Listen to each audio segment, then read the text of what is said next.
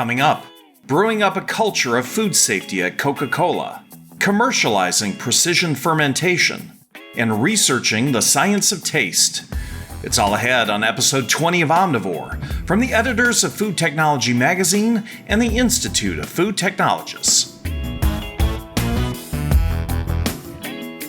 This episode of Omnivore is brought to you by CalSAC. Get the What's Hot and What's Not Global Consumer Cravings Report from CalSAC. Visit calsac.com/hotornot and download the free report today. Welcome to Omnivore from IFT and Food Technology, where we explore the intersection of business, science, and technology in the global food system. I'm Bill McDowell. When Jason Richardson joined the Coca-Cola Company in 2009, the 137-year-old company's slogan was Open Happiness. Career-wise, Richardson seems to have done just that. From his early days as a microbiologist and research scientist at the University of Georgia and the USDA's Agricultural Research Service, through several scientific and leadership roles with Coke, including food safety, quality, innovation, and strategic initiatives. In his latest role as Coca-Cola's Global Director of Quality and Food Safety, Richardson has been happily working on multiple initiatives to create a future-proof food safety culture and capture value across the worldwide enterprise. Richardson recently talked with Food Technology's Julie Larson-Brisher about his mission to refresh and reframe Coke's food safety culture to advance performance and growth. Well, hi, Jason. It's so great to talk with you again today to get your take on the future of food safety. Julie, it's such an honor and pleasure to be part of this segment with you and talking about a subject that's dear to my heart, which is food safety. Okay, great. Well, let's dive right in then. Now, in our September issue, we profiled you and you had a quote in there that I really liked.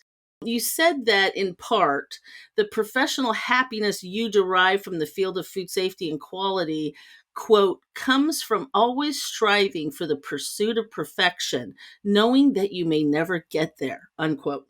Would you talk a little bit about what you like best about your career as a food safety and quality scientist? Absolutely, Julie. While there are several things that come to mind, I'll really highlight three things that give me energy every day as a leader and a food safety professional. First, it's really the shared purpose across peers to make a difference in preventing foodborne illness and continuously improving the services and products delivered. In the food and beverage industry, you do not have a sustainable business if food safety and quality are not the foundational enablers of your growth strategy.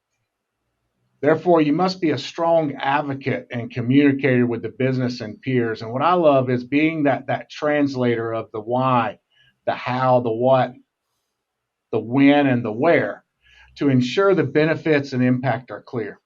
I think, secondly, what I love about the job is it's being a change agent.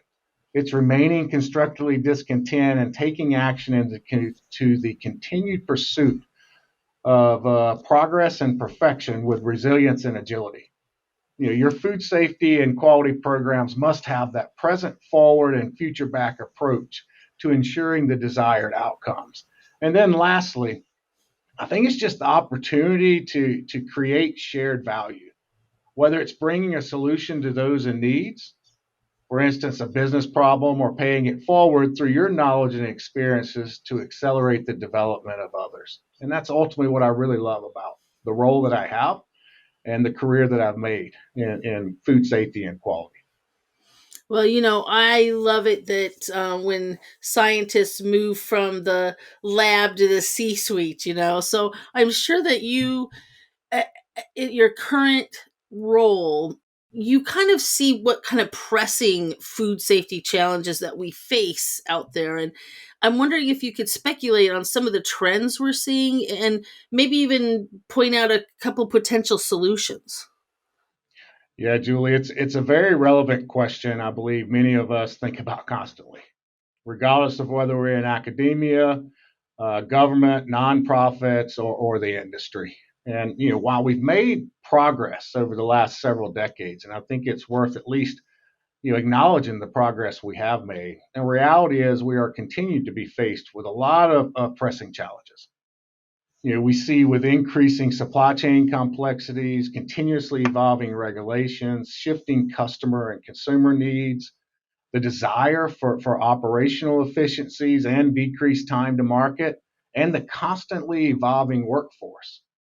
But these also present an opportunity to shape how we further build the culture and capabilities that enable greater transparency and trust in what we do and how we do it. One trend I really see emerging is really around better defining where Industry 4.0 and food safety intersect, and applying the knowledge in an even more purposeful way to enable enhanced traceability and transparency across the end-to-end value chain.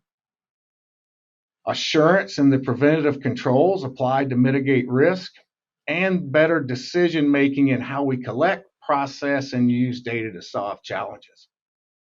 If you think about Industry 4.0, it really relies on a group of disruptive technologies. For example, Internet of Things, big data, blockchain, advanced analytics, machine learning. There's a big push currently with artificial intelligence and learning our way through that. But then you also have simulations and virtual reality and augmented reality. And then you got the advanced robotics and automation that comes to play as well. And that when you purposely apply these tools and technologies, they really can bring many benefits to food safety. And that is currently a trend that we see. How do we connect or intersect the food safety and Industry 4.0? And I would call out that SSAFE, which is a global nonprofit organization that works to strengthen food safety. They just recently published an open access guidance document on what Industry 4.0 means in the context of food safety, and how the two together may be deployed by the food sector to strengthen food safety. And I see this area growing momentum and will only grow exponentially over the next decade. And I'd encourage all the listeners to read this one. Yeah, that's good advice. And I'm wondering if you have some further advice, maybe targeted right at young scientists entering the food industry as a career. Do you have any advice for them?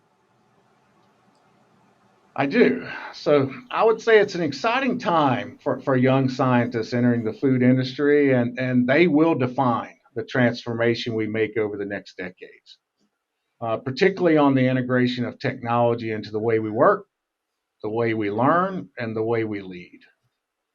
From an advice perspective, I see four things that would be beneficial to share. I think number one, it's really build that trust and credibility. Champion your discipline. Building the foundation will ensure you meet the challenges throughout your career. Learn how to connect all the different elements of food science and the interactions and translating the science into value creation and capture for impact. Number two, if I had to give advice, would be master the skill of problem solving. Solutions are being sought after every day for the different challenges we are faced with across the food and beverage industry. And always start with asking the right questions. Number three would be invest in your network. It will have a significant return on your investment for learning, growth, and in the times of needs. I just call out IFT and IFP, which are two organizations where you really can grow your network in an accelerated way. And they've been very beneficial for me in my career. And then last, I would say practice continuously the art of communication. Know your audience and the messages they need to receive. So those would be the four gifts that I would give to young scientists entering the food industry as a career. Well, speaking of advice, I really loved our interview conversation about the best advice you yourself have received and what advice you like to share with your team. So, can you share those with our Omnivore listeners? Yeah, thanks, Julia. First, I'd like to on advice I've received and how I've applied it. Number one is the best advice I've been given is never give up. Life will be a roller coaster and you must keep moving forward. There's a quote from Winston Churchill: "Success is not final, failure is not fatal. It is courage to continue that counts." And everyone has those legacy moments, those transformational times in their career where an experience accelerates their learning or the impact they can make. And that is where courage shines the brightest. Now, an advice that I've given to others, it's really about the speed of learning and change is exponential throughout your career. Resilience and agility are the critical components of success. Challenge yourself to be differential in the benefits you bring by seeing the bigger picture, influencing with positive intent, and creating shared value. Oh, those are really good. I'm so glad that you've had some time to share with us those insights today, Jason. And you're the real thing when it comes to food safety and quality. So it's been a real pleasure. Well, thank you, Julie, and it's been a pleasure of mine as well, and just having a few minutes here to discuss food safety, and then also provide a few gifts for those that are entering a career in the food and beverage industry. Jason Richardson is Global Director of Quality and Food Safety with the Coca-Cola Company. You can learn more about his strategic insights into food safety prevention and food safety culture in Food Technology's September interview. We'll be back with more Omnivore in a moment, but first, this word from our sponsor.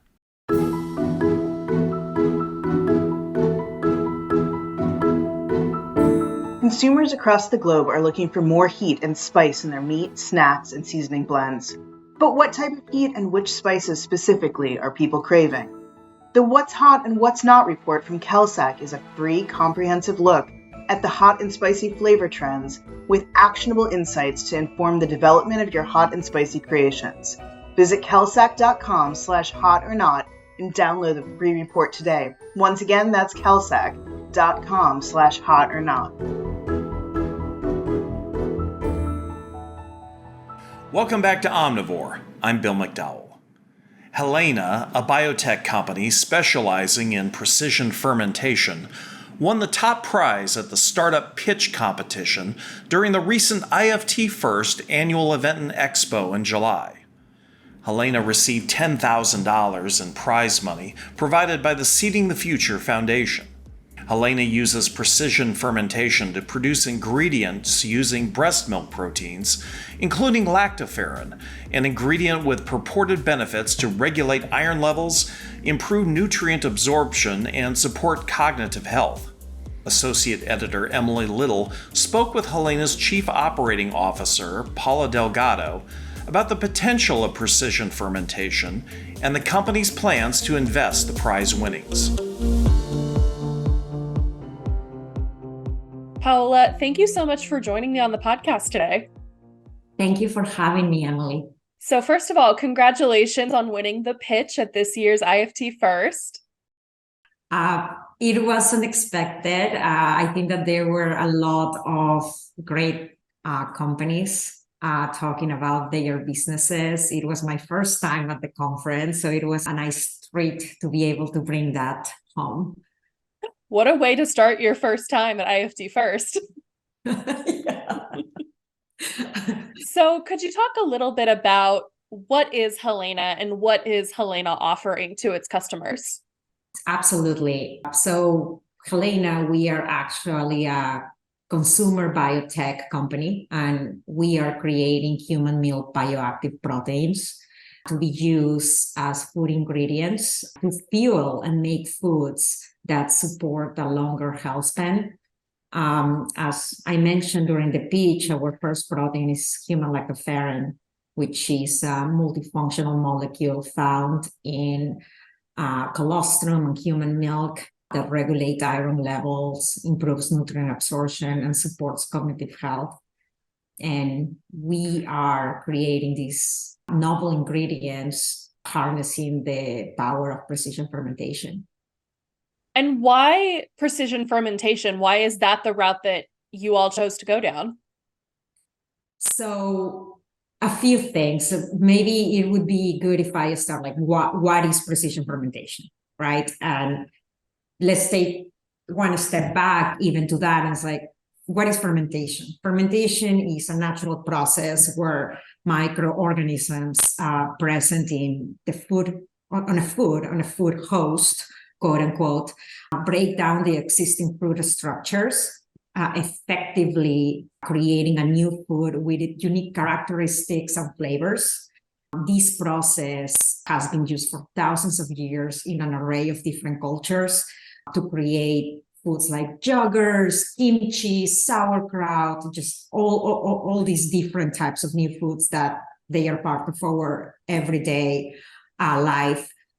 Precision fermentation, what we do is, instead of letting the fermentation process happen organically, we select a microorganism. In the case of Helena, this is yeast, and program this yeast to produce specific proteins during the fermentation during the fermentation process. In our case, these proteins are human bioactive proteins.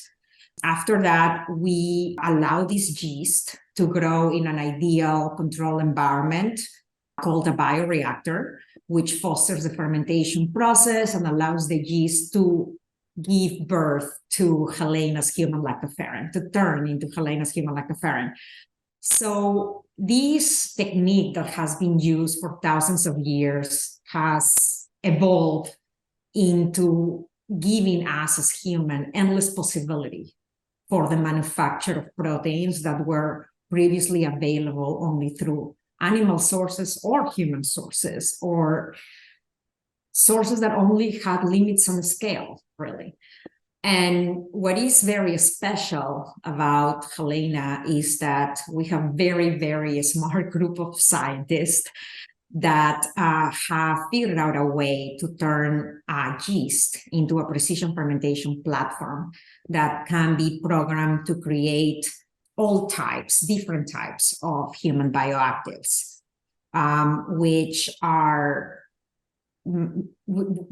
compounds very well documented to give benefits to an array of human functions, supporting just overall a longer health span for humans. And what kind of markets are you looking to break into first with this lactoferrin? We actually are going to market on 3 verticals: sports nutrition, women's health, and also elderly nutrition. And a lot of these markets have been by looking at what are the specific benefits that lactoferrin delivers to each of these population, and then just looking at the early adopter and who and why would they consume this, and just having a lot of conversations with potential customers. So I remember during your pitch, you spoke about your personal connection with seeing anemia firsthand. Can you talk a little bit about that and how that influences your work at Helena? I grew up in Peru, and Peru nowadays people see it as a somehow developed country. You know, everyone, Machu Picchu wants to come visit, but when I was growing up, it was the early 90s, and you had a lot of poverty, 40% underemployment, and people just basically didn't have food to eat. And my mom was a nutritionist in a food kitchen, so she would actually make the mixtures to try to deliver the most nutritional value at a very, very low cost, because these were funded by the government to whomever, very poor people that would come and try to eat. And there was a lot of malnutrition and anemia, and women especially, because in Peru, also a highly Catholic country, just women have like 4, 5, 6 children, right? They were very tired, and they didn't have like a lot of energy. And it just felt like all the odds were against them. First of all, they were very poor. They were women. They had a lot of children. They didn't have the strength to do something else really, or to work harder, or even try to just make a better life for themselves. So everything was a little bit of a trickle-down effect, right? And then, very interestingly, and just Peru, for some reason, it has one of the highest incidences of anemia in their population as a country on a per capita basis. So, which to me, it was just very interesting. So when I first met Laura and I first heard about lactoferrin and human bioactive proteins and how they basically interact with the body to deliver iron in an optimized way, right? And I'm not going to get all science geeky because I'm not a scientist, but I love what we are doing. And that could be delivered at a scale. It was something that was really meaningful to me, right? So, and I met Laura for 6 months before we even decided to work together. So it's, when there is an idea that you keep going back to, you need to, at least I needed to follow my heart on that. Mm-hmm. That's great. I love that you, like you said, you followed your heart, and, now you guys have won $10,000 from the Seeding the Future Foundation. What are your plans for using that prize money? So this funding will help advance our goal of bringing these bioactive ingredients to market. And they actually come at a very pivotal time for the company, because we have recently have several fermentation runs at commercial scale, which in our case is 45,000 liters. And we are actually in the process of looking to partner with new brands so that they would be interested in launching our lactoferrin in their products. Great. Well, Paola, thank you so much for talking with me, and good luck with Helena in the future. Thank you so much, Emily. It was a pleasure. Paula Delgado is Chief Operating Officer of Helena. You can read more about the pitch competition and other highlights from this year's IFT FIRST event in the September issue of Food Technology.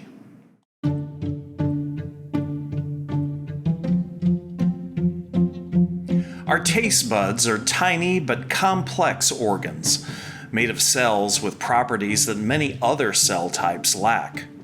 Their impact on human physiology and our individual responses to food fascinates Cornell University's Dr. Robin Dando, an associate professor of food science.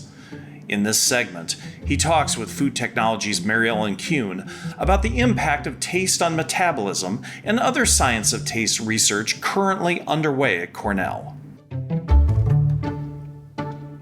Well, thank you so much, Robin, for making time to join our Omnivore podcast. We really appreciate it. Now, your academic background, you have degrees in physics and nanotechnology, isn't really typical for a food scientist. So would you share a bit about the path that you traveled from physics to food science? I got my bachelor's in physics and then moved to nanotechnology, but that was delivered through a physics department. The final class that we took was bio-nanotechnology, and I got really interested in this idea that you could build biological circuits and put together machines that were living tissue, living cells. And so when I moved to the States in 2002 to get my PhD in physics, after a few rotations, I was really excited by working in biological physics. So looking at membranes and ion channels and receptors and transporters.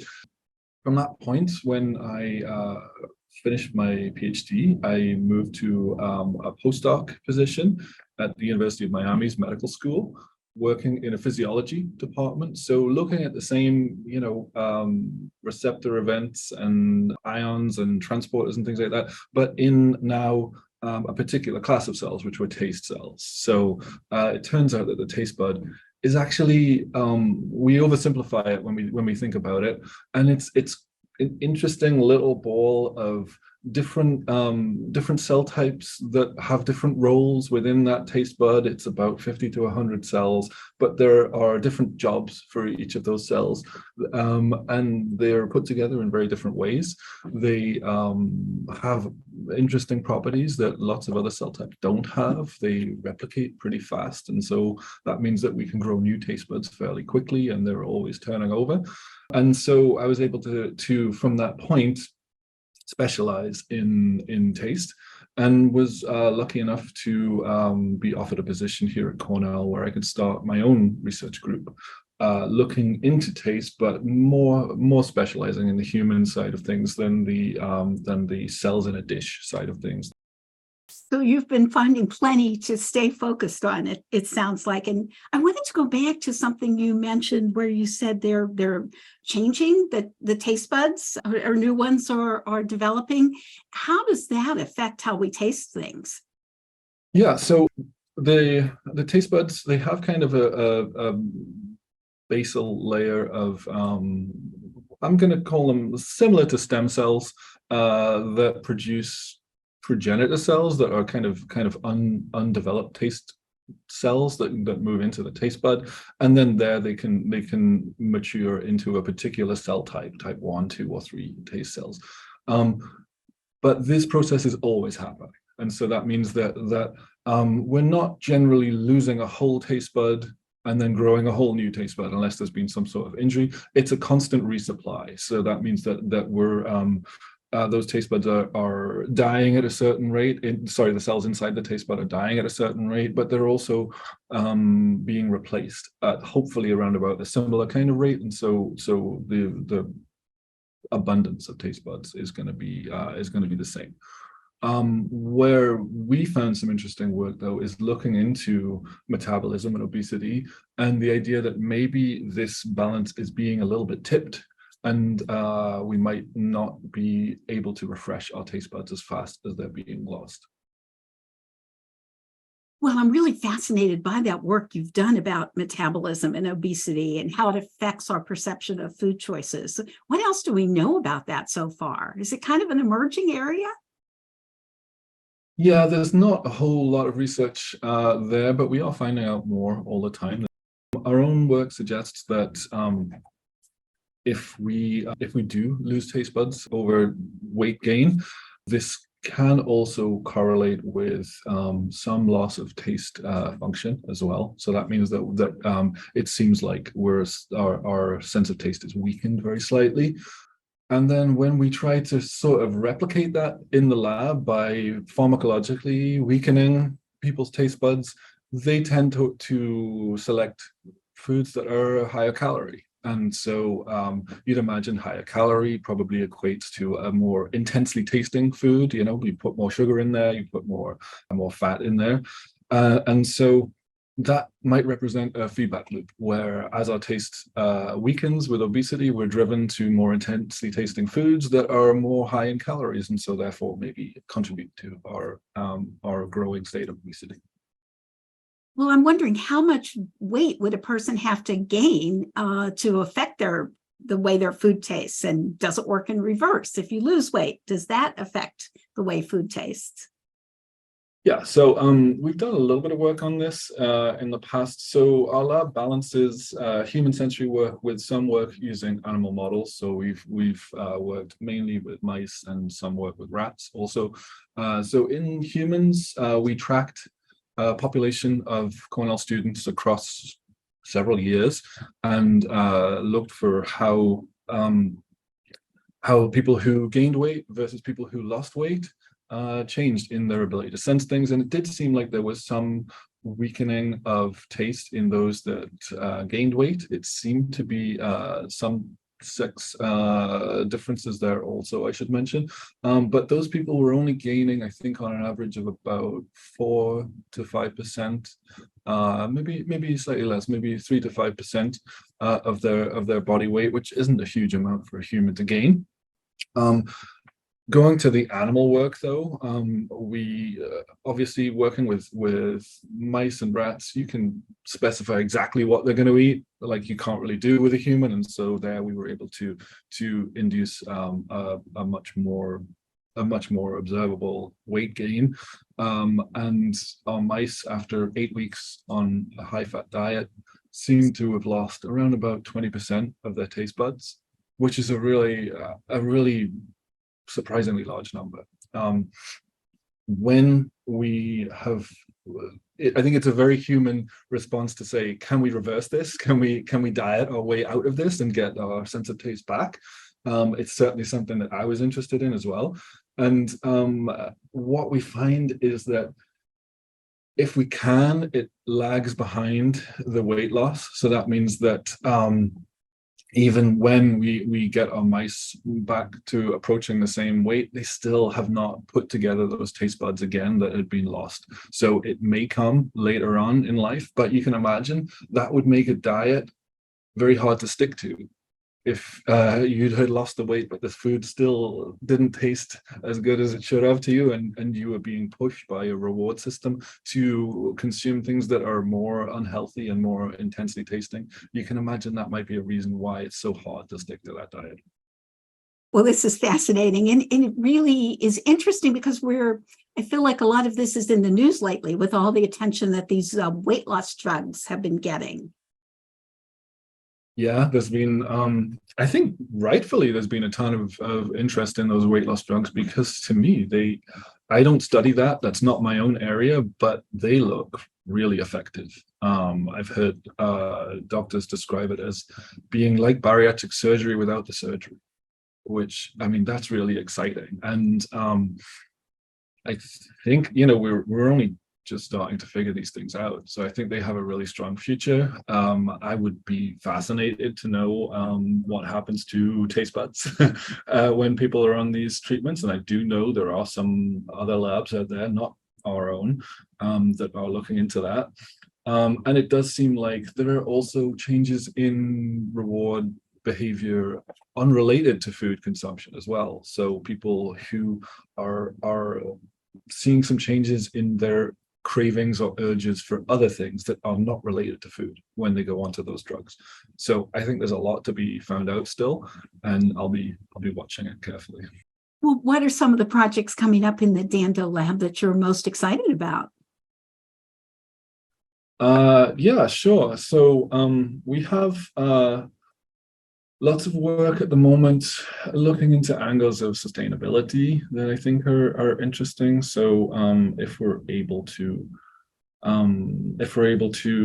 design foods that can get out to market without having such an impact on the environment, then but still taste good, then I think that's a really interesting area to look into. And we're working at the moment on some projects related to plant breeding. What we're interested in there is the idea that we can put sensory back into plant breeding kind of upfront, as opposed to waiting until a new type of fruit or vegetable has gotten all the way to market and then people can see if it's successful. If instead, in the very early stages, we can have people tasting things that are brand new and selecting them from that point on in that early phase, then maybe we can be producing produce that's more appealing to people. It does always get back to taste, it seems like. So speaking of taste, does knowing so much about taste affect the way you think about your own food choices? I'm not sure. I think that I look at taste as it's kind of a shortcut to the pleasure circuits in your brain. And I think we natively understand this, that we get that if we're feeling bad, we can go out and we can buy some delicious food. And sadly, it's going to be temporary, but it will make us feel good. And I think that's seen as a bad thing.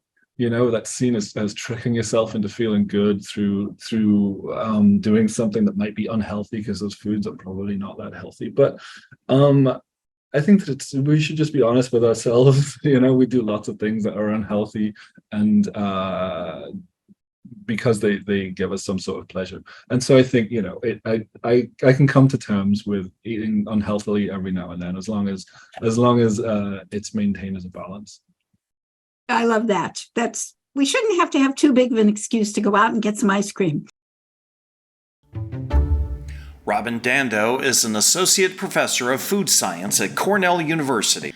You can read a profile of Dr. Dando's research into the science of taste in the September issue of Food Technology.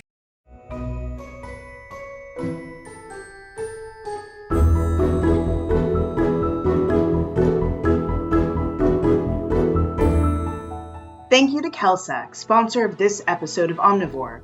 Get the What's Hot and What's Not report from Kelsac. Visit kelsac.com/hot-or-not and download the free report today.